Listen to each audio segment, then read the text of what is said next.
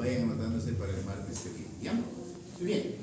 Doctores, la semana pasada hemos hablado de la vulva, ¿se acuerdan? Y hemos dicho, en Gineco 2 vamos a organizar la temática por regiones anatómicas. A continuación de la vulva, el órgano que nos toca estudiar es vagina. ¿Y en vagina qué tenemos? Pues en vagina tenemos de que ya es parte de los órganos internos, no es la región externa. La patología vaginal no es visible a simple vista, como era vulva. Para poder estudiar la patología vaginal, vamos a necesitar hacer la inspección, pero a través de la especuloscopía, y vamos a tener que hacer la palpación a través del tacto vaginal. Procedimientos que también los han estudiado en semiología ginecológica, tema 3 de Gineco 1, ¿se acuerdan? Semiología ginecológica, cómo se explora la vagina. Bueno, primero y antes, recordar que la vagina pues es un órgano de naturaleza muscular. Pregunta, ¿músculo liso o músculo estriado? Es músculo, ¿sí o no? Enciendan el aire, por favor, porque está encendido. Enciendan. ¿Músculo liso o músculo estriado? Liso. ¿Quiénes dicen liso? Uno. ¿Quiénes dicen estriado? Ninguno. Bueno, por mayoría perdió liso, es estriado. A ver, señoritas, ¿pueden hacer esto con la vagina? Se puede, ¿cierto? Es músculo estriado, ¿cierto? Si no se pudiese, no diría músculo. ¿Se acuerdan? El músculo estriado es voluntario. Es músculo estriado. Es un músculo estriado. Es un órgano mucoso muscular. Tiene una mucosa y tiene una muscular. Y el músculo es estriado. Ustedes van a escuchar, por ejemplo, que hay ciertas recomendaciones que hacen algunos médicos para mejorar el tono de la vagina. Los famosos ejercicios de Kegel. ¿En qué consiste? En fortalecer el músculo de la vagina. ¿Para qué? Para suspender, para darle nuevamente sostén a los órganos de la pelvis. Entonces, bien, este órgano tiene cavidad, es un órgano hueco. Pregunta, ¿la cavidad es real o es virtual? ¿Real o virtual? ¿Qué quiere decir cavidad real? Que está presente permanentemente, ¿no es cierto? Como el caso de la tráquea, por ejemplo. La tráquea tiene una cavidad real. Pero el esófago, por ejemplo, tiene una cavidad virtual. El esófago solamente hace cavidad real cuando el alimento está pasando a través de él. Después, ¿cómo están las paredes del esófago? Colapsadas. Eso es cavidad virtual. ¿La vagina es cavidad real o es cavidad virtual? Virtual. ¿Por qué? Porque las paredes están adosadas. Fuera del momento del coito o fuera del momento del parto, las paredes de la vagina están adosadas una con la otra. Bien. Ahora, de una manera similar a lo que hicimos la semana pasada, vamos a intentar clasificar las enfermedades vaginales y vamos a comenzar siempre por las malformaciones congénitas, ¿sí? Y vamos a hablar, por ejemplo, de la posibilidad de que existan tabiques o exista duplicidad de órganos. Ciérremelo la puerta, doctor, ciérremelo la puerta, por favor. Recuerden que embriológicamente, y hay que recordar la embriología, la vagina y el útero y las trompas se derivan de dos estructuras diferentes. Los conductos de Müller, los paramesonéficos de Müller. En el caso del varón son los conductos de Wolff. En la mujer son los de Müller, los paramesonéficos de Müller. Y son dos conductos que están separados al principio, y luego se fusionan en la parte central, parcialmente fusionados. Y son conductos que en un momento, en una etapa embrionaria, se van a hacer macizos, se van a transformar en cordones y luego se van a recanalizar, entonces va a ser. Entonces, en ese proceso de fusión de los dos paramesonéficos, en ese proceso de solidificación y luego recanalización, pueden darse diferentes opciones, como por ejemplo que la fusión de los conductos no se haya realizado.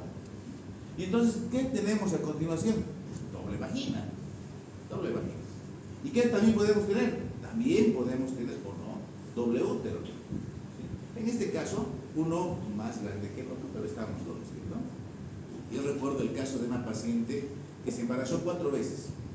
3 me tocó hacerle cesárea, una se fue, nos engañó y se fue a Cochabamba. Pero de las 4 veces que se embarazó, primero fue derecho, útero derecho, luego útero izquierdo, luego otra vez derecho y finalmente útero izquierdo. El que alaba. Y eran cesáreas, así que el que entraba a operar se sorprendió. Ah, había habido 2 úteros. Y no solamente eran 2 úteros, sino también eran 2 máquinas. Entonces ella tenía relaciones por izquierda o por derecha. Feliz la pareja, tenía variedad. Ese es el aspecto que se puede ver. Ahora bien, cuando la fusión es incompleta, también podemos observar que estos tabiques pueden estar presentes parcialmente.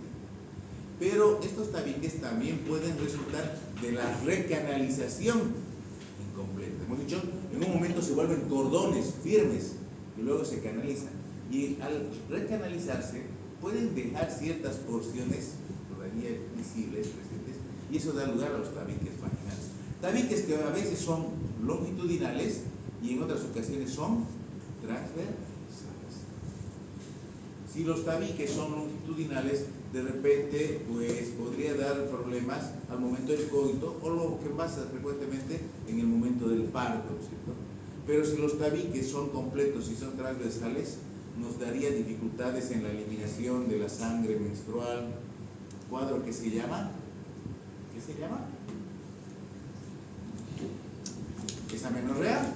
No, hemos dicho la anterior semana, ¿qué se llama cuando la mujer tiene sangrado menstrual, pero el sangrado menstrual no se exterioriza por un obstáculo? Es un hematocorpus, pero ¿qué se llama el cuadro? Criptomenor. Pregunta de examen, ya 2 veces que les dice. Van a darse cuenta que hay algunas cosas, algunas constantes que van a avisar a los compañeros. Cuando el doctor habla 2 veces de una diapositiva o repite, seguro que le pone pregunta de examen. ¿Sí? Por eso mismo está. Hay cosas que les repito, que van a caer en examen. Bueno, entonces, ahí tenemos. Ahora, estos tabiques, estos quistes pueden dar situaciones bien variadas. Miren, útero hipotrófico, útero de características normales. Este útero no se comunica con el exterior, por lo tanto, si este llegase a menstruar, la sangre se va a quedar retenida en esta. De este lado podría, entonces, serie de variaciones que se pueden dar. Bien. Ahora, del himen imperforado ya hemos hablado la semana pasada. Otro problema, y esto es muy frecuente, que se puede observar en patología vaginal, es el descenso de las paredes vaginales. Cuando nosotros vemos a la paciente, ella nos va a decir primero, tengo algo raro, tengo una bolita, me incomoda, tengo una tumoración en la región genital. Y cuando la revisamos, vamos a ver que se sale, ya sea la pared anterior o la pared posterior de la vagina. ¿Sí? Le pedimos inclusive puje un poquito y se sale mucho más. Y en ocasiones no solamente se sale la vagina, se sale también el útero. Y en realidad no se está saliendo la vagina.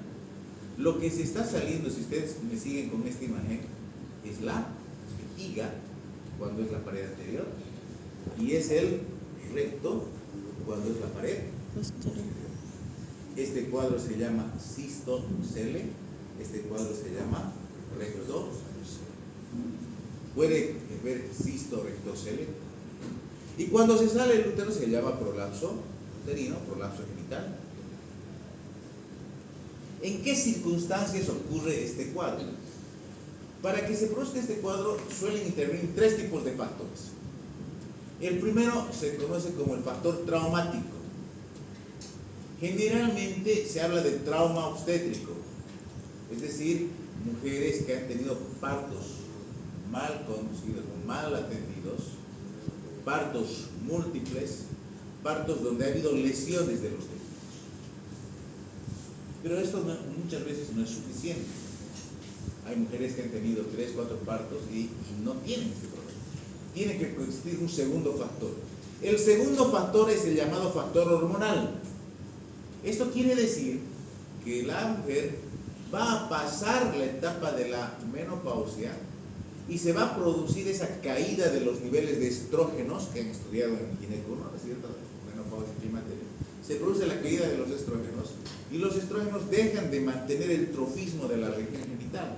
Acuérdense que los estrógenos no solamente actúan en el endometrio, los estrógenos actúan en la vagina, actúan en la vulva, en la piel, vamos, en un montón de lugares. Y uno de los tejidos blancos de los estrógenos es justamente la mucosa y la musculatura vaginal.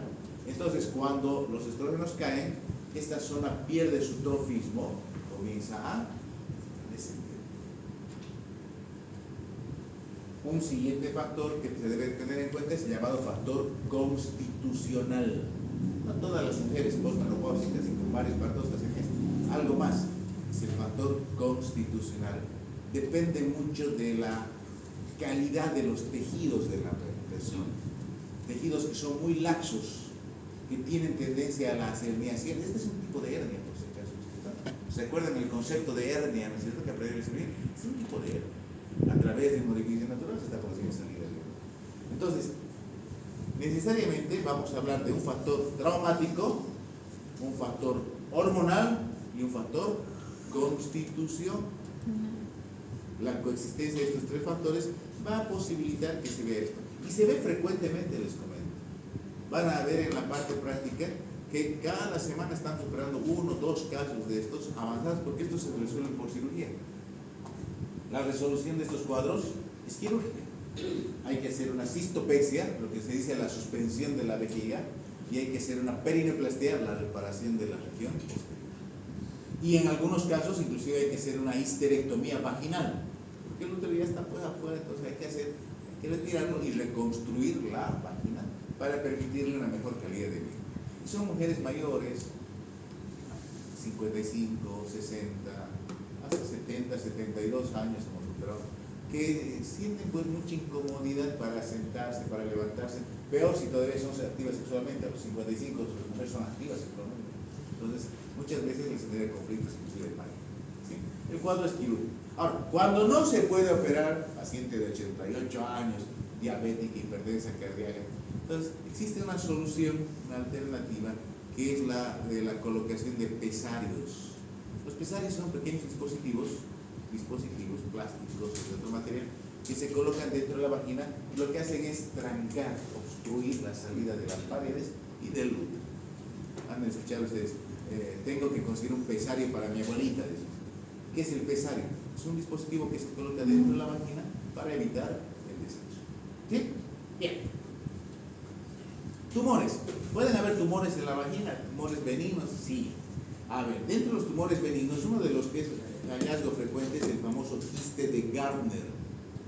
El quiste de Gardner, aquí está, estos son quistes de Gardner, se presentan de forma múltiple o única en la pared lateral de la vagina y está presente desde el nacimiento porque corresponde a restos embriológicos del conducto de Wolf.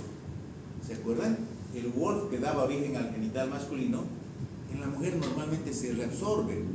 Cuando la reabsorción del Wolf no se lleva a cabo, pueden persistir bajo la forma de estos quistes que aparecen en la región vaginal. Generalmente son asintomáticos, no suelen adquirir volúmenes considerables, y a veces es simplemente un hallazgo al momento de hacer un Papá Nicolau o al momento del parto que dice, oh, quiste de Gardner. ¿Sí? No tiene mayor significancia, pero se lo suele hallar con relativa frecuencia. En este caso, tenemos la formación de quistes de inclusión. Si observan acá, esta paciente tiene una herida acá, una cicatriz.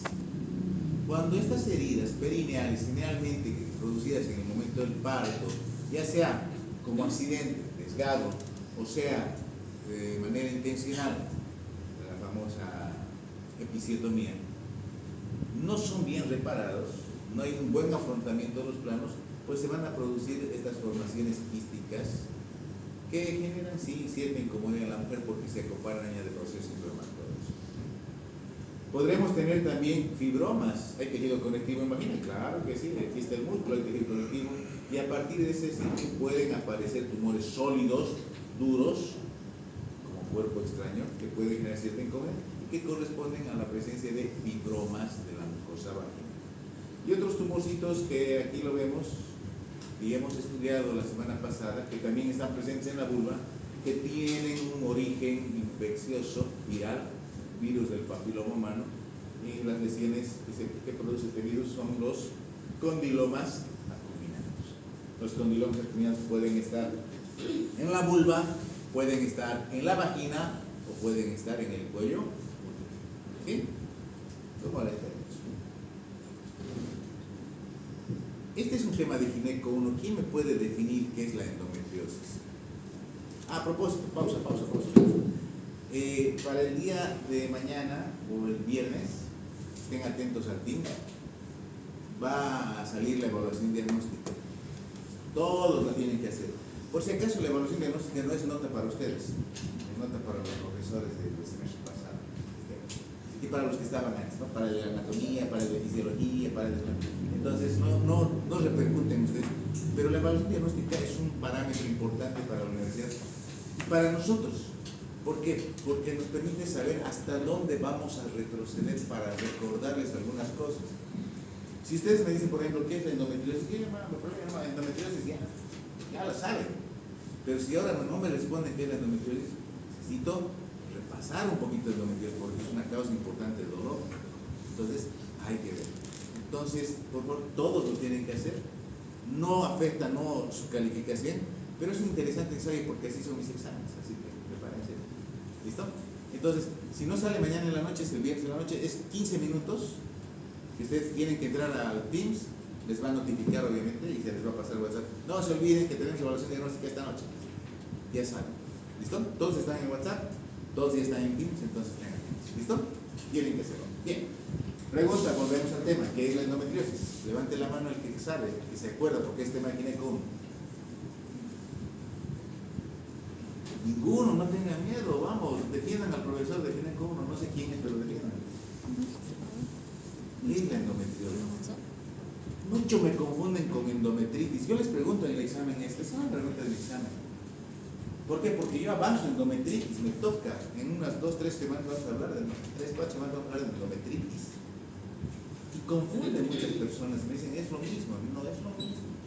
Endometritis es una cosa, es la inflamación del endometrio, es facilito, itis. Pero ¿qué es la endometriosis? Vamos, algunos ya han debido estudiar Gineco 1.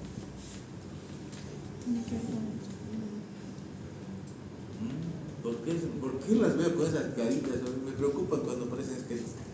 Es tema de Gineco 1. La endometriosis es la presencia anormal de tejido endometrial funcional. Tiene que ser tejido endometrial funcional fuera de la cavidad endometrial. ¿Cómo es eso? Endometrio fuera de la cavidad endometrial. Pero tiene que ser, además, funcional. Ya sabemos cómo funciona el endometrio. Nos acordamos que todo, fase proliferativa, fase secretora, fase menstrual, eso tienen que repasar. Es pregunta de la evaluación diagnóstica. Fase proliferativa. Entonces, ese endometrio fuera de lugar también experimenta los mismos cambios. Eso se llama endometriosis. Y la endometriosis se puede localizar en cualquier parte de la pared abdominal, de la cavidad abdominal o de la misma pared. Se puede localizar en el ovario, se puede localizar en la pared del ciego, en la pared del sigma, en las trompas. En las trompas es causa esterilidad, por ejemplo. Se puede presentar en la herida quirúrgica de una cesárea. Hace 2 semanas hemos sacado una endometriosis de 7 por 5 más o menos de tamaño, que ya la había operado un cirujano, por si acaso los cirujanos, es el problema, los cirujanos se meten, vamos a sacar un fibroma, dicen, de una cicatriz de cesárea. Fibroma de una cicatriz, bueno, el paciente se los ha buscado a los cirujanos, bienvenido, y le sacó. Y obviamente todo lo que se saca se manda a patología. Y cuando ve el resultado de la patología, endometriosis. ¿Qué hace? Tranquila, todo bien. Y la clínica sigue y sigue y sigue y sigue avanzando. Cuando la paciente se queja cada vez de más dolor, porque la clínica de este cuadro es dolor, se queja cada vez de más dolor, la manda al ginecólogo. Y bueno, al ginecólogo lo primero que le pregunta, ¿te duele cada mes coincidiendo con la menstruación? Sí, es endometriosis. Es la causa más importante de dolor intenso durante la menstruación. Después sigue doliendo, sí, pero poquito, me duele los días que menstruo, porque está pasando la misma fase menstrual. Entonces, esto va creciendo cada vez. Y como les digo, hemos sacado un foco endometriósico que afectaba al adiposo, al tejido adiposo, a la aponeurosis y al propio músculo rectoanterior, en una herida postcesárea.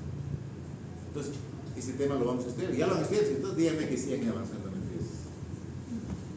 No, más no, porque tengo que perder las teorías del origen de la endometriosis.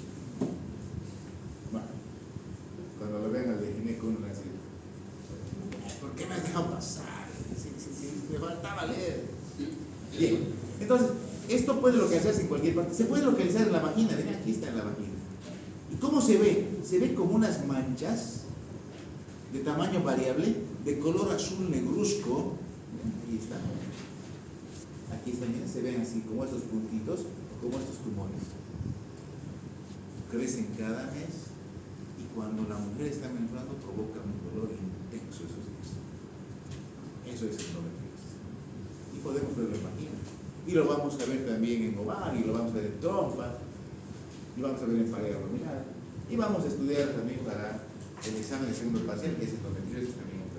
Ya que no vamos a gineco, no van a avanzar en gineco 2. ¿Ven? Para eso me sirve la evaluación diagnóstica. Si no avanzaron en endometriosis en gineco 1, tengo que enseñarles en gineco 2. ¿Ya? Bien. Sin lugar a dudas, y de lejos, la causa más frecuente por la que una mujer acude a la consulta en ginecología es por la infección. Flujos genitales. Flujos genitales que pueden corresponder a una vaginitis o que pueden acompañar además de una vulvitis. Cuando es mixto se llama vulvovaginitis. ¿Cuál es la principal característica? La presencia de flujo anormal. ¿No? ¿Por qué? Porque hay un flujo normal. La mujer tiene un flujo normal. Entonces, la vulvovaginitis es un proceso inflamatorio de la vulva y o la vagina, aunque pueden no estar afectadas. Solo hay vaginitis a veces, solo hay vulvitis a veces y a veces hay vulvovaginitis. ¿Qué es lo que caracteriza? Flujo vaginal. Y ese flujo es diferente al flujo fisiológico. ¿En qué sentido es diferente? En cuanto al color, en cuanto a la cantidad, en cuanto al olor, en cuanto a la consistencia. Que además del flujo se acompaña del prurito, dispareunia. ¿Qué es la dispareunia? Eso sí saben. ¿Qué es dispareunia? Si no saben, pregunten, ¿qué es dispareunia? Dolor durante la relación. Disuria, dolor, sequedad. Ahí está, ¿ven? Es el motivo más frecuente de consulta ginecológica, ¿cierto? Cuando vamos a consulta. Entonces, recordemos un poquito, ¿cuáles son las características de una vagina, de esa mucosa vaginal? ¿Se acuerdan cuál es el epitelio de la vagina? Es un epitelio estratificado, ¿cierto? Plano, estratificado, no caracterizado. Bueno, resulta que hay distintos tipos celulares en la mucosa vaginal. Los que están más cerca de la membrana basal son las células basales.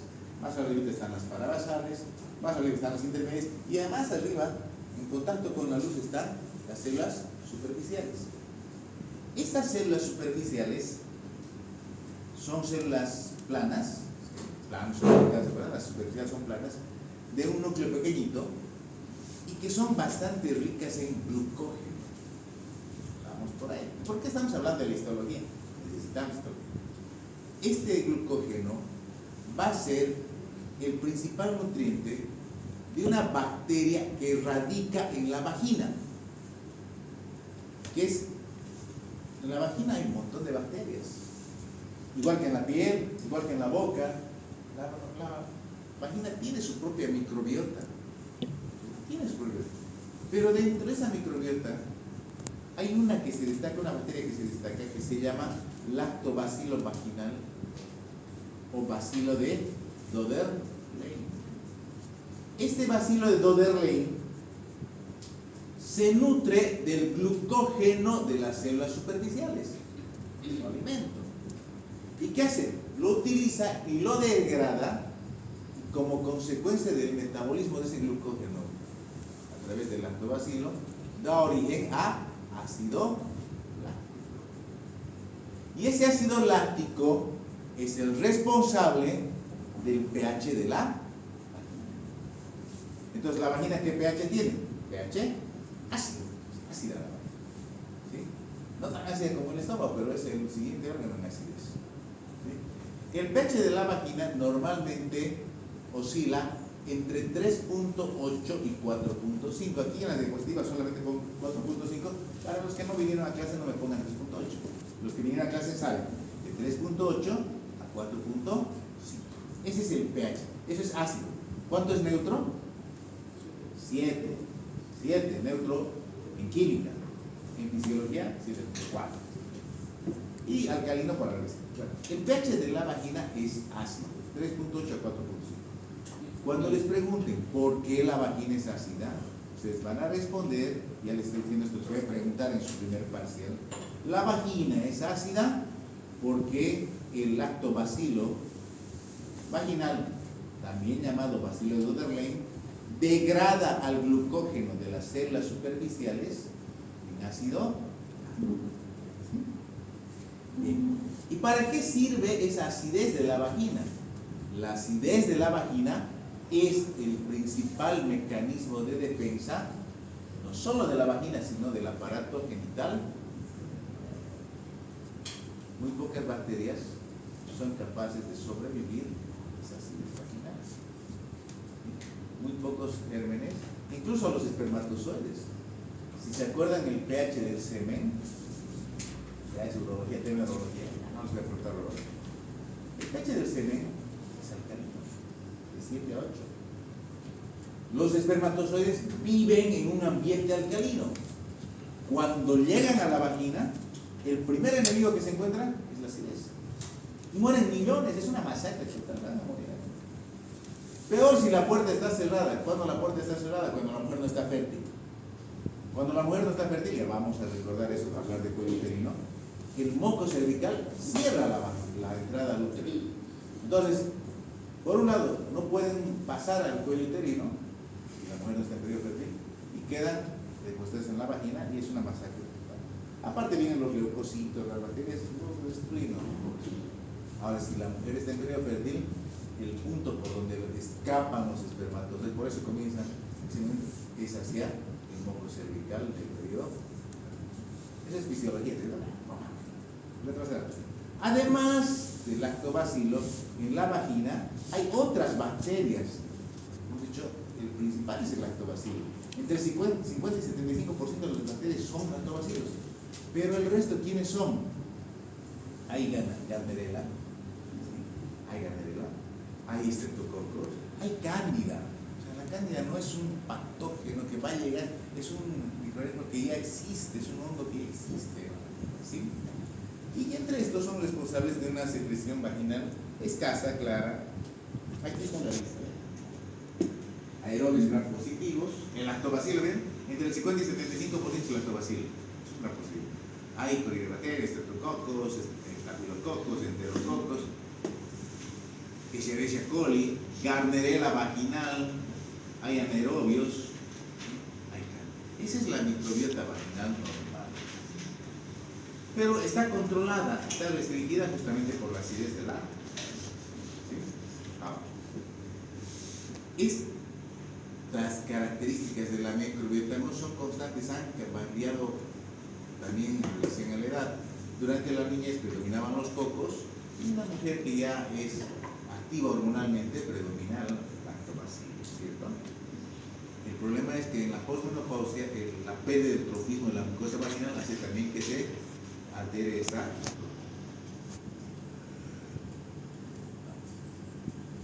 Entonces, ¿cuándo es que se va a producir infección vaginal? ¿Cuándo se infecta la vagina? Cuando de alguna forma se rompe el equilibrio entre lo que es factor defensivo y factor agresivo. ¿Sí? Cuando ese equilibrio en la microbiota se ha roto. ¿Por qué? Por la llegada de un patógeno que no es parte de la flora habitual, o porque las condiciones en la vagina, ejemplo, pH, se han modificado. Si se modifica el pH, aparece un descontrol total. Y vamos a ver que todo aquello que modifique pH va a ser causa de infección. Entonces, ¿qué va a pasar? Esta ruptura del equilibrio entre factores protectores y factores agresivos va a generar la aparición de los cuadros de infección vaginal. Y aquí están, miren, los mecanismos protectores de la vagina. El más importante es el pH ácido, que también defiende la vagina. Bueno, a la vagina también la defienden los labios menores. ¿Por qué? ¿Se acuerdan qué también se llaman los labios menores? Hemos hablado la semana pasada, ¿qué también se llaman los labios menores? Ninfas, ¿cierto? ¿Por qué se llaman ninfas? ¿Quiénes eran las ninfas en el mundo griego? Las guardianas de los templos, ¿cierto? Haciendo una analogía se llaman. ¿Por qué? Porque están cerrando la entrada de la vagina. Normalmente los labios menores están uno pegado al otro, o están separados, están enojados. Están enojados en la gran multípara porque ya por el trauma, todo eso, han quedado separados. Pero en las mujeres normalmente están acostadas. Ese es un bloqueo para la entrada. El epitelio estratificado, ¿qué tiene que ver? El epitelio estratificado permanentemente se está renovando, y la renovación de ese epitelio hace que las células superficiales vayan descamando, eliminando las colonias bacterianas que pueden emitir en sus superficies. El moco cervical, el moco cervical es un obstáculo, es un tapón, no deja entrar, pero además el moco cervical tiene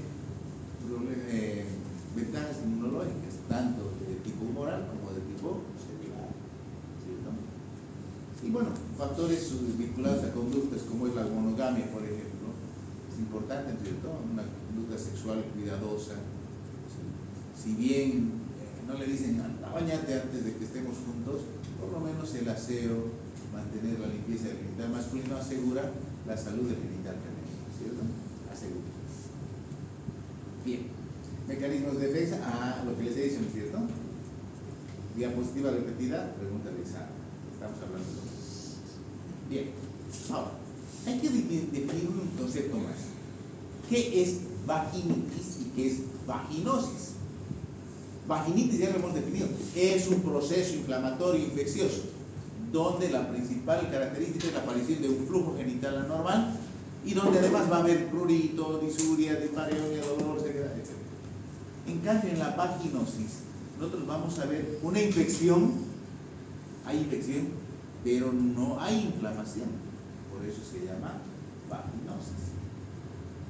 La vaginosis bacteriana es nada más consecuencia de la modificación de la relación que existe en la microbiota vaginal y no va acompañada de un proceso inflamatorio, a no ser que sea mixto, ¿no? Que se compre. Vaginitis infección. Bien.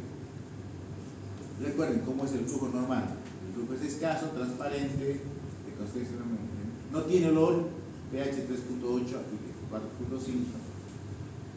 Y ahora, ¿por qué hay infecciones vaginales? En realidad, el 90% de las infecciones vaginales corresponde a tres causas. Es facilita tratar una vaginitis, porque son tres las que causan el 90%. Hay un 10% que es el resto. ¿Quiénes son? La vaginosis. En segundo lugar es la cándida. Y en tercer lugar es la tricomonasis. En este orden inverso. Vaginosis es la más frecuente, cándida le sigue y la tricomonasis es la. Aparte tenemos la cervicitis, que es otro tema que vamos a estudiar en clase. Entonces, entre los tres, 90%. El 10% déjenlas para las otras partes. ¿Cuáles son los factores de riesgo? Y vamos analizando uno por uno. Me acuerdo que hace un par de años tuve mucho problema con una paciente porque venía frecuentemente a la consulta quejándose de flujo anormal. Y bueno, lo más fácil para el médico es decir, señora, hágase un cultivo, un laboratorio y veremos quién le causa la infección, le doy el antibiótico, aquí está el tratamiento. Pero hay que estudiar la causa. Esta señora venía por un tema interesante. Primero, ropa ajustada. Situación donde se genera mayor calor y humedad. Ropa de material sintética. Tan bonita que es la ropa sintética, ¿no es cierto? Unos detallitos hermosos, sexy, como para el fin de semana. Pero esa ropa es la más dañina. ¿Cuál es la ropa más saludable? Ese calzoncito de lino que está todo flácido, ¿cierto? Que no se ve nada de algodón. Ese es el más saludable. ¿Por qué? Porque asegura que no se produzca humedad y calor. Peor en San Pedro de Sula, muy frecuente eso. Primero, las duchas vaginales. Las duchas vaginales están proscritas. Sin embargo, ¿se acuerdan de la manguerita de Lorenzetti? ¿No es cierto? La manguerita de la ducha. Viene con una duchita chiquita. ¿Para qué creen que era esa duchita? ¿Para la axila? No. Era para la ducha vaginal. No se debe usar. ¿Por qué? Porque lo que está haciendo no es lavar. Lo que está haciendo es empujar de fuera para adentro. Está llevando microorganismos desde el exterior y puede llevarlos más adentro todavía de la vagina. Otro factor, tan ricos que huelen algunos jaboncillos, peor, jabón para la intimidad, dice. Y resulta que cuando uno ve sus pH son alcalinos. ¿Cuál es el principal mecanismo de defensa de la vagina? La acidez. ¿Qué hacemos? Lo neutralizamos. La malnutrición, la obesidad de estados extremos. Hábitos higiénico-dietéticos. A las mujercitas les enseñaron algo desde niñas, ¿se acuerdan? Cuando vayas al baño, siempre te vas a limpiar de adelante para a los hombres, limpiate, les digo. A las mujeres, limpiate. ¿Por qué? Porque la vecindad con el recto hace que la contaminación fecal sea mayor. Hay que hacer eso. Otro tema que les van a preguntar en la consulta y ustedes tienen que ser muy prudentes al responder.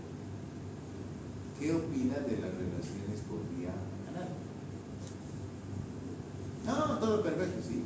Si lo quieren hacer, háganlo. Pero hay una condición. Si fue por atrás, ya no va por adelante. Porque está sembrando bacterias intestinales en la sangre. Lo pueden hacer, es interesante, ¿no? Pero hay que saber hacer. Si fue atrás, ya no va a dejar. Y sí, ese va aquí, ¿no? Diabetes, hay más causas. El uso y el abuso de los antibióticos. ¿Qué genera? Genera matar bacterias. El antibiótico no dice, a ver, voy a ir a atacar a los pulmones porque esta señora está con una bronquitis. No, el antibiótico actúa en todo el cuerpo. ¿Y quiénes son los afectados? Las provocaciones saprófitas del intestino, de la piel, de la... Estados de inmunosupresión, eso lo hablo, ¿no? Inmunosupresores, la quimioterapia, la deficiencia de los estrógenos que se produce después de la menopausia, y eso. Anticonceptivos que vienen solo con progestano. Lo que les decía hace rato, no siempre van a la ducha antes de, ¿no es cierto? Generalmente van después de. Y la sangre misma, que es un medio de. Entonces, hay una serie de factores que tenemos que tomar en cuenta. ¿Cuál era el factor que yo no le tomaba en cuenta a la señora?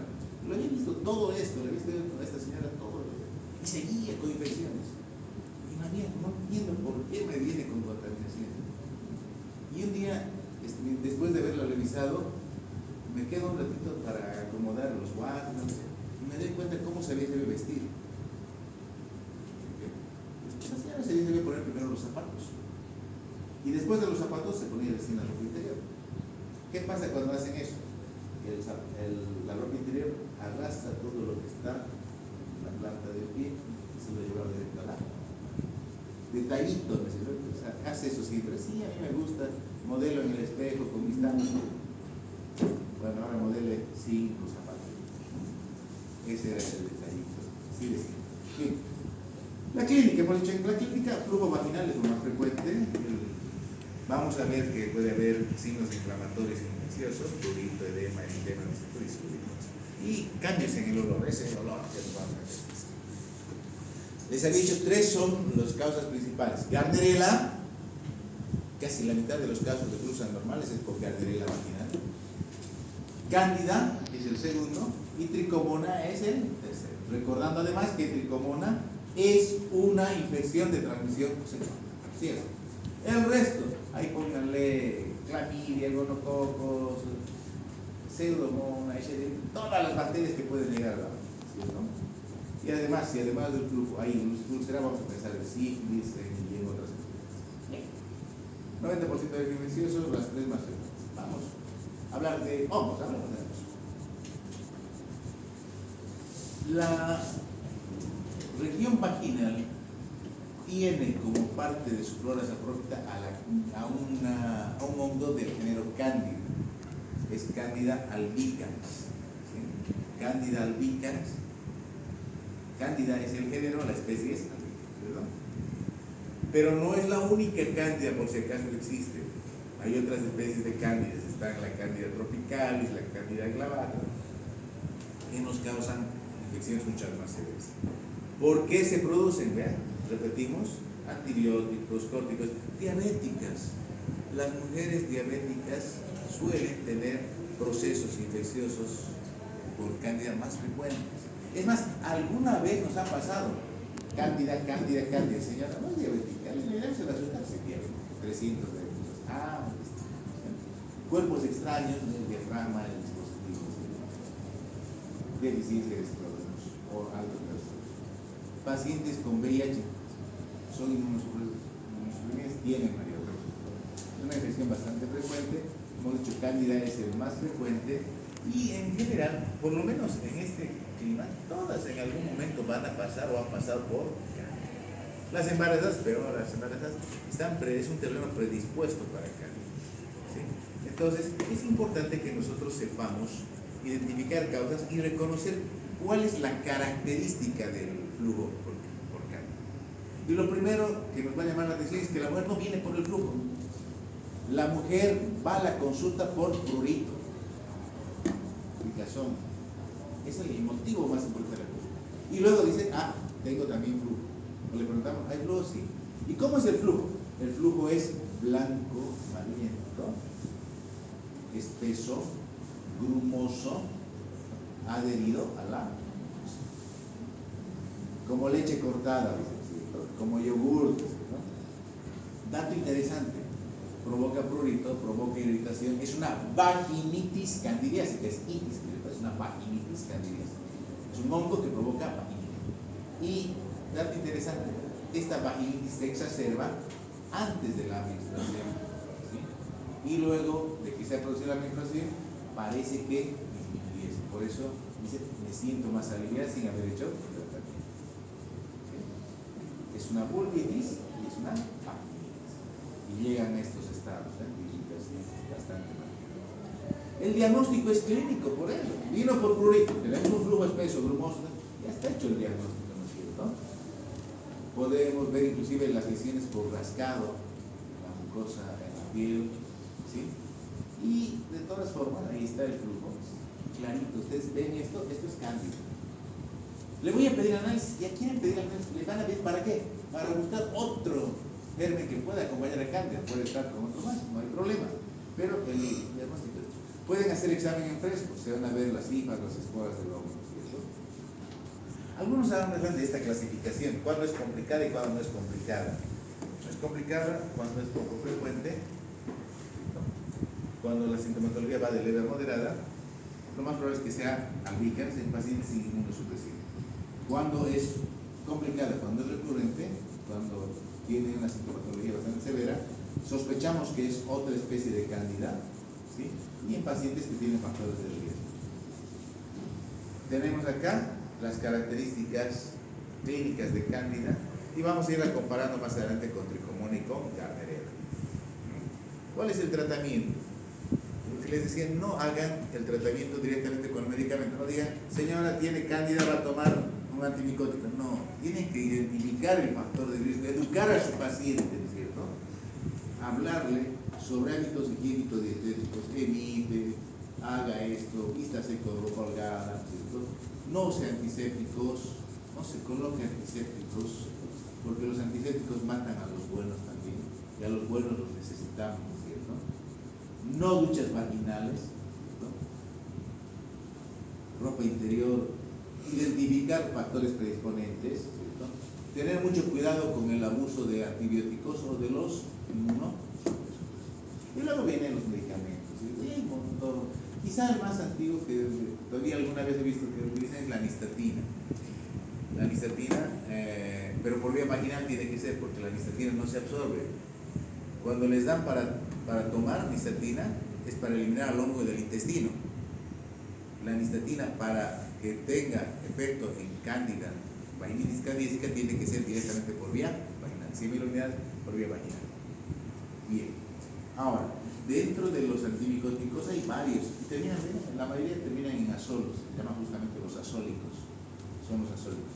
Por vía oral tenemos, y también por vía varios. Está de moda el fluconazol. Está de moda el fluconazol para vía oral.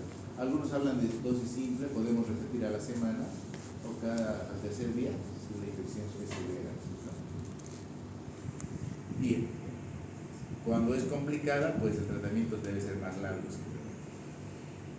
Hay resistencias, sí, de repente, si no nos va bien con el clotrimazol, podemos cambiar al butoconazol o al deconazol. Bien. Siguiente, tricomona. ¿Cuál de ustedes me puede decir cuántas especies de tricomona conoce? ¿Cuántas especies de tricomonas hay? Porque acá vamos a decir, la vaginitis por tricomona es causada por la tricomona vaginalis. Es un protozoario flagelado, ¿cierto? Que siempre es patógeno. La tricomona vaginalis es patógena. Pero hay otras variedades de tricomona. ¿Quién se acuerda? Esto ya no es ineco, no, esto es parásito. Ya saben el de parásito también. Tricomona tenes, tricomona bucalis y la tricomona hominis, tricomona del intestino. ¿Por qué es importante esto? Porque estas sí son saprófitas, sí pueden aparecer, sí pueden confundir en el diagnóstico. El laboratorio tiene que estar bien seguro de que es una tricomona vaginal, por lo que viene a continuación. Es una enfermedad de transmisión sexual. ¿Sí? Ahora, dato importante, en la mujer no solamente está en la vagina, también está en la vía urinaria y en las glándulas parouretrales. Dato que tienen que tener muy presente. ¿Sí? Por eso es que cuando se pide a veces un examen de orina, general de orina, nos reporta el laboratorio presencia de tricomona vagina. ¿Cuál es la clínica? Bueno, aquí hay un problema grande. Solamente el 50% de las mujeres son sintomáticas. Y cuando tienen síntomas, ¿cuáles? Flujo amarillo verdoso, abundante, espumoso y fétido. Huele mal. No es a pescado, por si acaso, no es pescado. Huele mal, huele feo. Es amarillo verdoso, es abundante, es espumoso. Y además, solamente 50% de las mujeres es sintomático. Hay un 50% de mujeres que no tienen estos síntomas, pero que tienen tricomona y transmiten la infección. ¿Sí? Cuando nosotros encontramos una ITS, necesariamente tenemos que descartar otras ITS. Pueden ir juntas. ¿Quién dice que van solitas? Que solo es tricomona. Hemos encontrado diagnósticos de VIH porque encontramos tricomona en orina y luego le pedimos la rutina, descartar otras y nos salió que era VIH. Puede pasar, pueden acompañar, ¿no? Por si acaso no dejen inmunidad a los hombres. En los hombres es peor. En los hombres, entre el 50 al 90% es asintomática, así que vean cómo se transmite de paciente. Y cuando da síntomas, da signos de una retinitis, un ligero ardor al orinar, ¿no? Se asocia con múltiples parejas, flujo verde, amarillento, espumoso con burbujas, ¿cierto? Maloliente. Y cuando se hace el examen físico, ¿qué se va a encontrar? Puede encontrarse un puntillado hemorrágico, lo que se llama el cuello de fresa, que estábamos viendo. Ahí está ese flujo. Si se acerca un poquito ahí, huele feo. ¿Ven? Es amarillo verdoso. Esto lo ven, es tricomona. Es tricomona. Más si ustedes revisan el cuello, aquí está lo mismo. Repetido es pregunta de examen. ¿Ven? Aquí hay unos puntitos, ¿ven? Hay un puntillado Aquí está más clarito. Hemos limpiado. Vean, se puede ver ese puntillado hemorrágico. Eso es tricomona. Entonces el diagnóstico de tricomona es bien facilito. Con el mal olor, con las caries. Pero aquí sí tienen que hacer laboratorio. ¿Por qué si ya tengo el diagnóstico? Porque le van a decir a la mujer, usted tiene una ITS. Y lo que va a pasar es que va a volver un par de días después con el marido para que le digan porque tiene la ITS. Porque ella ha llegado a la casa y ha hecho el re problemón en la casa porque tiene una infección. Y el marido dice, ¿y en qué te basas? ¿Por qué vamos? Yo voy a ir al... ¿Qué nos han enseñado los hombres de siempre? A negarnos. No, yo no era, es mi gemelo. Es idéntico a mí que estaba en Casa Grande el fin de semana. Entonces, el hombre va a decir no. ¿Y con qué se van a respaldar ustedes? Con la clínica solamente, no, es que ponía feo, no. Hagan un laboratorio, aquí está. Ese examen de orina me salió. He hecho un cultivo, me salió. He hecho en el Papa Nicolau, a veces sale. Tengan el respaldo. El laboratorio está aquí, está. Hay que como.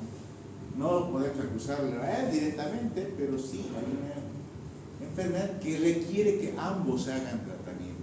Los dos tienen que hacer el examen. ¿Sí? Entonces hay que hacer el examen. Es fácil de identificar esa tricomona. Y aquí están sus características. Bien. ¿Cómo es el tratamiento? Primera recomendación, el tratamiento es para los dos. Sí o sí. Los dos tienen que hacer el tratamiento. Porque va a pasar la reinfección. Y como les decía, esta enfermedad no deja inmunidad. Así que puede enfermarte como una y otra vez. Ahora, segunda recomendación, el tratamiento siempre debe incluir la vía oral. Pueden hacer uso de óvulos, van a ver, vienen los laboratorios, óvulos para tricomona. Pueden usar óvulos, no hay problema. Pero el tratamiento siempre tiene que incluir vía oral. ¿Por qué? Porque tricomona no está solo en vagina, la tricomona se va a la uretra, se va a la vía urinaria y se va a los glandos parauretrales y se esconde porque el óvulo no le alcanza. ¿Y qué va a pasar? La enfermedad va a reaparecer. Entonces hay que hacer vía oral.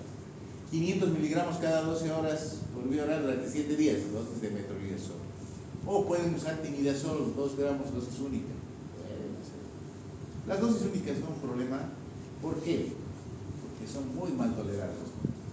Es una bomba el metronidazol. Quien ha tomado metronidazol una vez, no puede ser porque como necesitado, el metronidazol sirve también para Giardia lamblia, sirve también para ameba. Además es un fármaco que tiene acción antibacteriana importante. Pero quien ha tomado metronidazol sabe que es un medicamento que se tolera muy mal. ¿Sí? Entonces, mejor dosificarlo 500 cada 12 horas, pues sí, más estas opciones son también posibles. ¿Sí? Tratar a la pareja, suspender la relación sexual, no pueden tener relación sexual. Y algo importante, aquí está, no sirve el tratamiento tópico, ¿sí? No sirve. El metronidazol tiene efecto antabús. Listo, pregunta para el de fármaco, ¿qué es el efecto antabús? ¿Nunca han escuchado el efecto antabús? El antabús, nombre comercial Aftensi, era un fármaco que se utilizaba para el tratamiento de pacientes hospitalizados con alcoholismo, pacientes de alcoholismo que eran hospitalizados. ¿Qué tiene que ver con el alcoholismo? Bueno, resulta que este fármaco era administrado diariamente a los pacientes y cuando alguna vez escapaban y tomaban alcohol, les provocaba una reacción bien desagradable. O sea, no se podía mezclar con alcohol porque les provocaba náuseas, vómitos, malestar general, dolor abdominal. Rechazaban, entonces de esta forma tenían repulsión al alcohol. Era parte del tratamiento que hacían, sobre todo los psiquiatras, para tratar alcohólicos. Han desaparecido el mercado, pero sí hay fármacos que tienen el efecto antabús. Y metronidazol es quizá uno de los más frecuentes. Tiene ese efecto antabús. No se puede mezclar con alcohol, ni con medio vasito de cerveza. Ya varios pacientes vienen, o sea, por si acaso no es solamente para que coman, hay otra enfermedad también que vamos a ver así. Varios pacientes dicen, ¿cuándo comenzar a tomar mi metronidazol después de carnaval? O después de este fin de semana, ¿usted sabe qué es la preca? Bueno, espera. Ya sabe que no va a haber relaciones hasta después de la preca. Entonces, hay que ver ese tema. No se deben escribir ni comer porque genera. Dice la literatura 24 horas después, no debería tomarse. En la práctica son 48, 72 horas que todavía puede durar el efecto. Entonces, mejor no mezclar con bebidas.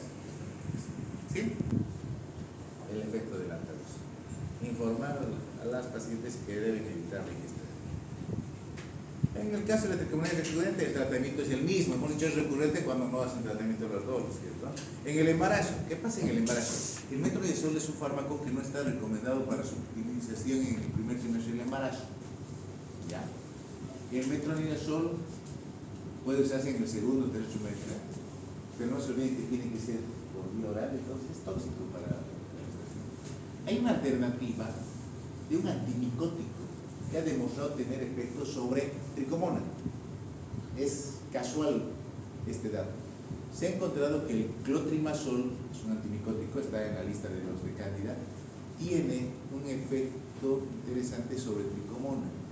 Si bien no es el tratamiento ideal porque solamente vamos a reducir la población, por lo menos nos va a permitir pasar el primer trimestre y poder tratar con el metronidazol más adelante. ¿Sí?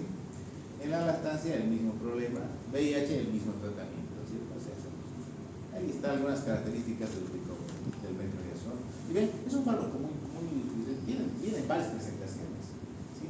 Viene como antiparasitario, viene como parte de la terapia antimicrobiana, sí es muy mal tolerado, es un fármaco que tiene muchas resistencias. Ahí está, algunas interacciones y daños. Bien. Tercer flujo, pero la causa más importante del flujo es la vaginosis bacteriana. Cándida es vaginitis, tricomona es vaginitis y también hay vaginitis por bacterias, las vamos a ver después. Pero hay bacterias que no provocan vaginitis, que provocan vaginosis.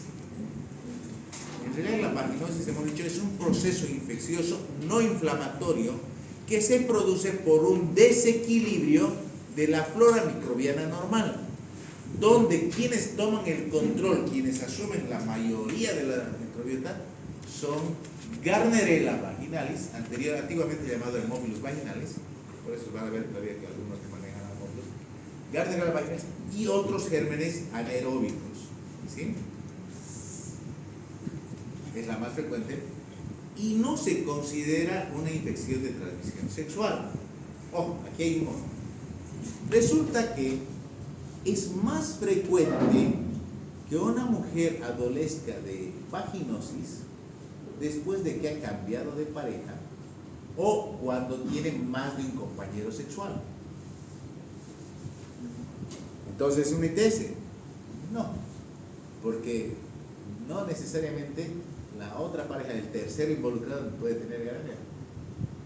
Ahí tienen un tema interesante de investigación para hacer el trabajo, ¿cierto? ¿Es la vaginosis realmente una ITS o no? Sí, no, ¿por qué? Es una cosa chiquitita. Se ha visto que en realidad hay una respuesta inmunológica anormal frente a la nueva pareja o a los múltiples compañeros, y es lo que provoca que aparezca Gardnerella. A veces es asintomática y a veces inclusive es un hallazgo. ¿Quién es el que más nos encuentra Gardnerella? El que hace el Papa Nicolau. El Papa Nicolau nos sale Gardnerella. ¿Cuál es la clínica? Flujo. ¿Pero cómo es el flujo? Es un flujo blanco grisáceo, blanco sucio, ¿sí? Fétido, que tiene un olor muy característico a pescado. Este es el flujo que huele a pescado, ¿sí? Como no es una itis, cuando está pura no es itis, puede estar mixta, ¿sí? Pero como no, cuando es pura, no hay prurito, no hay disparemia, no hay signos de irritación. Solo es el flujo anormal, ¿sí? Para su diagnóstico se habla de los criterios de Amsel. Los criterios de Amsel son 4. Encontrando 3 criterios de Amsel ya diagnosticamos vaginosis. Importante en el tema embarazo. Gardnerella hay que cuidar mucho en el embarazo porque es causa de aborto, de parto prematuro, de ruptura prematura de membranas y de endometritis inclusive. No hay un origen específico. Lo que sí se sabe es que está relacionado con el cambio de compañero, con cambios en el pH vaginal, ¿no es cierto? con alteración de la microbiota, actividad sexual con otras mujeres. ¿Dónde está el flujo? Ahí está el flujo, es un flujo blanco grisáceo. Aquí acérquense también, tiene olor a pescado, lo hemos traído con su olorcito característico. Bien, el pH es menos ácido, superior a 4.5. Cuando se añade hidróxido de potasio al 10% a este flujo, el olor se hace mucho más intenso. De igual forma, cuando esta mucosa vaginal hace contacto con semen, el momento de la relación sexual, el momento en que el semen hace contacto con el flujo, desprende más olor por la liberación de las aminas. Cuando se hace un examen citológico simple, se van a encontrar este tipo de células superficiales, donde van a observar una gran cantidad de microorganismos en su interior. Estas se llaman células clave, células guía o cluseles. Entonces, los criterios de Amsel dicen, para hacer diagnóstico de vaginosis necesito 3 de 4 criterios. El flujo es uno, como es el flujo. El 2 es el pH vaginal, mayor a 4.5. El 3 es la liberación de aminas cuando se añade una gota de hidróxido de potasio del 10%. Y el 4 es la presencia de células guías. 3 de estos criterios y el diagnóstico está hecho, sin necesidad de ir a cultivo. Y aquí están las características de la vaginosis, con la aclaración de que aquí no hay proceso inflamatorio. El tratamiento se hace con metronidazol. También se hace con metronidazol. En este caso el tratamiento no necesariamente tiene que ser por vía oral, se puede hacer por vía vaginal o por vía oral, porque sí, Gardnerella está en la vaginal. Pero tenemos una segunda opción que es muy interesante, que es el uso de la clindamicina. Es más, se puede combinar, se puede dar uno por vía oral y otro por vía vaginal, y es una combinación espectacular que funciona muy bien. ¿Sí? Puede haber recurrente, se llama recurrente cuando hay más de 3 episodios al año, ¿cierto? El tratamiento es el mismo, solamente que es mucho más largo. En el embarazo, ustedes saben, no se puede usar metronidazol en el primer trimestre, pero sí se puede usar clindamicina. Clindamicina es segura en el embarazo, en todo momento del embarazo. No se olviden que a la mujer embarazada hay que tratarla, ¿por qué? Porque es causa de rotura prematura de membranas, es causa de aborto, es causa de parto prematuro, es causa de endometriosis. Tratamiento con VIH es el mismo. ¿A la pareja se le hace tratamiento? No, salvo que sea recurrente. No es una ITS, no le echen la culpa al varón, ¿sí? Pero si es recurrente, puedes tomar el tratamiento, ¿sí?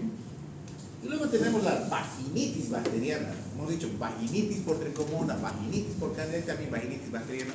Y acá pueden ser diferentes agentes, tanto patógenos como de la flora vaginal saprófica. Streptococos, estafilococos, Escherichia coli, puede haber un montón de bacterias. Cuando se rompe ese equilibrio, cualquiera puede colonizar. En estos casos el flujo es inespecífico, no encaja en ninguno de los 3 que hemos estudiado. En estos casos sí necesitamos recurrir al laboratorio para que el laboratorio nos diga, es este el microorganismo, es estafilococo, es Escherichia coli, es Proteus, es Klebsiella, y nos diga además qué antibióticos vamos a poder utilizar. ¿Sí? Es importante. Identificar cuál es el factor, qué se rompió en el desequilibrio. ¿Sí? ¿Qué está pasando? Esa señora que se ponía la ropa interior después de colocarse el zapato, es un factor, ¿no es cierto? Hay factores mucho más frecuentes que se consideran. En la posmenopausia hay una vaginitis, sí hemos dicho, la disminución de los estrógenos va a provocar una pérdida del trofismo de la mucosa vaginal. Entonces, eso hace que esta mucosa sea fácilmente colonizable por bacterias. Entonces, ¿qué le vamos a hacer? Podemos tratar la infección y además vamos a darle reposición a lo que le está faltando. Esta mujer que tiene vaginitis hipotrófica se va a quejar de ¿qué? De sequedad, de falta de lubricación, y se va a quejar de dolor durante las relaciones sexuales. Ustedes van a observar una mucosa pálida, delgada, que hace que la mujer rechace el sexo. No quiero, me duele. Entonces, ¿qué le vamos a dar? ¿Qué le está faltando? Y tenemos la alternativa de usar estrógenos solamente por vía vaginal. Cuando en climaterio en estudio, ¿cuál es el tratamiento del climaterio? En última instancia es estrógeno. Cuando hemos agotado las otras opciones, el estrógeno es lo que va a solucionar. pero podemos utilizar estrógeno solamente por vía vaginal. Hay estrógeno que se utiliza en óvulo, en crema, y eso le mejora bastante la calidad de vida. Cuerpo extraño. No tienen idea de las cosas que me he encontrado en cuerpo extraño. Botellitas, frasquitos, el Rexona que es famoso, el ketchup de Cris, ketchup mayonesa de Cris también son famosos, la botellita de Pepsi, de Coca-Cola, la chiquitita también es famosa. Hace unos años me encontré en una piedra que en Colombia se había colocar para tratamiento de cándida, pero se pone pues polvito, ella se puso la piedra de este tamaño, le destrozó la mucosa, no podíamos sacarla porque todo era eritematoso. El último caso interesante, me encontré una toallita húmeda, la utilizan para limpiar a los bebecitos, y no, toallita ahí adentro. Fue para Papá Nicolau, la paciente de Papá Nicolau, le hago tanto una cosa rugosa. Pucha, ¿qué es? Una úlcera, un tumor. Cuando la reviso, esto se mueve. Pinzo y saco, y era la toallita completita. Pregunta, ¿cuándo se colocó? No tenía idea la muchacha de cuándo se había colocado, a mí se sorprendió más que yo. ¿De dónde ha sacado de aquí adentro? Ay, cada cosa que ¿en qué consiste el tratamiento? Retiren el cuerpo extraño, hagan cultivo antibiograma y hagan tratamiento, ¿sí? Pero hay que retirar el cuerpo extraño. Alérgica, hay alergia sí. Lo más frecuente es al preservativo, pero hay que confirmar, ¿sí? El tema del preservativo. Hay alérgicas al a cierto semen, es complicado eso, ¿no? ¿Cómo van a ser parejas si tiene alergia al semen de la pareja? Por parásitos, por algunos medicamentos. En este caso el tratamiento es con corticoides, ¿cierto? Corticoides. Ahora, hemos dicho, el lactobacilo representa entre el 50 y el 75% de la microbiota vaginal. ¿Qué pasa si es más? ¿Puede ser más? Claro, de repente deciden, no, queremos ser 75, queremos ser 90, queremos federalismo. Y colonizan toda la vagina. 90%, 95% son lactobacilos. La mujer comienza a presentar un flujo también en específico. Pero a esta mujer le pedimos cultivo y el laboratorio dice, no, no hay nada normal, es lactobacilo, eso es normal. Y la mujer tiene flujo. Le pedimos que nos identifique las características del lactobacilo y nos va a decir, estos lactobacilos me parecen raritos porque son más grandes y son más gorditos. ¿Qué se llama en este caso? Se llama leptotrix. Cuando se hace más grandecitos se llama leptotrix. Y son lactobacilos que han pasado ese control y generan flujo, pero en el cultivo nos sale negativo a patógenos. Entonces hay que tener mucho cuidado con eso.